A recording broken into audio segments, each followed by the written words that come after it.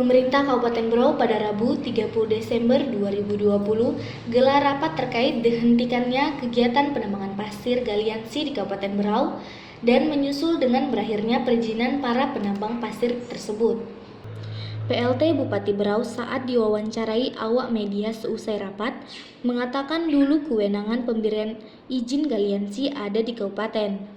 Namun sekarang sudah menjadi kewenangan pemerintah provinsi setelah terbitnya Undang-Undang Nomor 23 Tahun 2014. Dia menawarkan solusi normalisasi sungai kalau tidak ada juga solusi dari pemerintah Provinsi Kaltim. Dulu di kabupaten, sekarang ditarik ke provinsi. Ya, termasuk yang galianse. Galianse ini yang pasir apa dan sebagainya. Nah, ini ya selalu jadi masalah setelah bertahun-tahun. Ya kesian ini pengusaha galianse, yang mereka tidak pernah bisa keluar izinnya. Salah satu yang menghambat itu adalah syarat mengajukan izin galianse itu di titik di mana mereka mau menambang itu harus tata ruang tambang. Nah sementara kita ini kan mereka menggalinya di sungai. Sungai menurut tata ruang kita bukan daerah tambang, sehingga tidak boleh ditambang. Nah jadi tidak pernah keluar izin mereka. Selalu itu yang jadi masalah. Nah kalau ya menurut saya sekarang tadi solusi yang saya tawarkan kita lakukan sekarang bukan galian, saya bilang kita melakukan itu untuk kegiatan normalisasi sungai.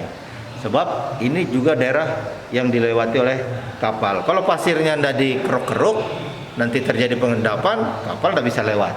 Nah supaya pelayaran tidak terganggu, kita akan mengeruk dengan alasan untuk melakukan normalisasi sungai. Itu satu tadi wacana yang saya lempar.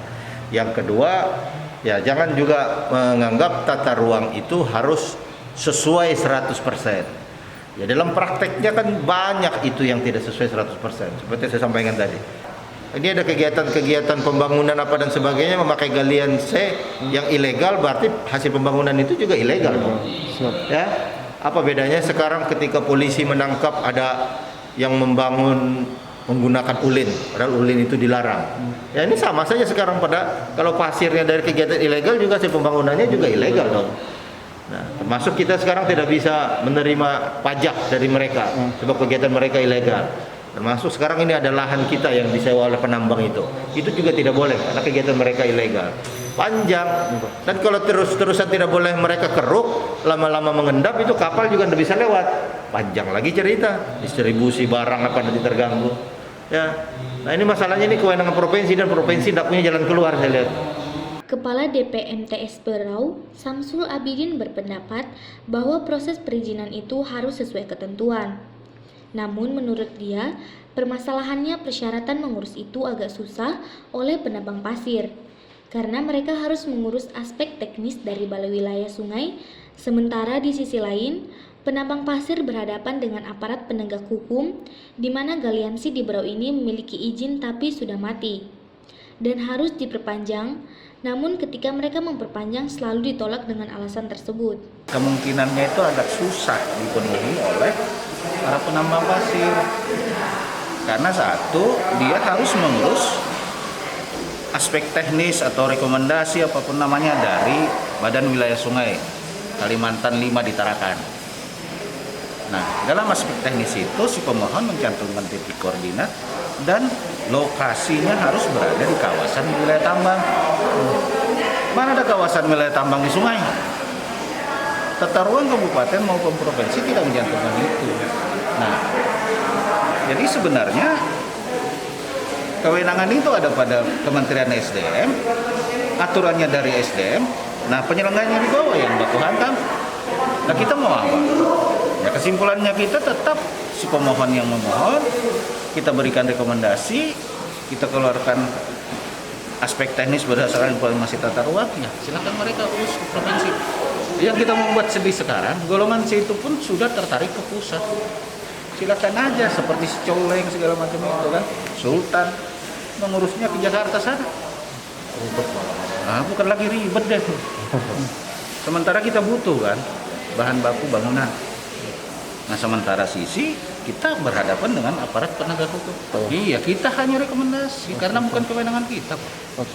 Yang berkembang di tengah masyarakat, Pemda tidak memberikan izin. Lah, Itu kewenangan berdasarkan Undang-Undang 23 sudah lama. Selama ini kita sudah terbitkan. Zaman pada Tukesuma itu bukan satu rekomendasi.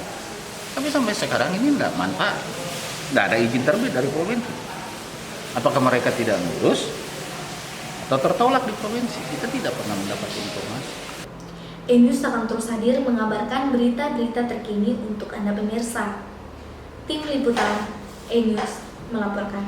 Ini sekarang ada media online baru, E-News.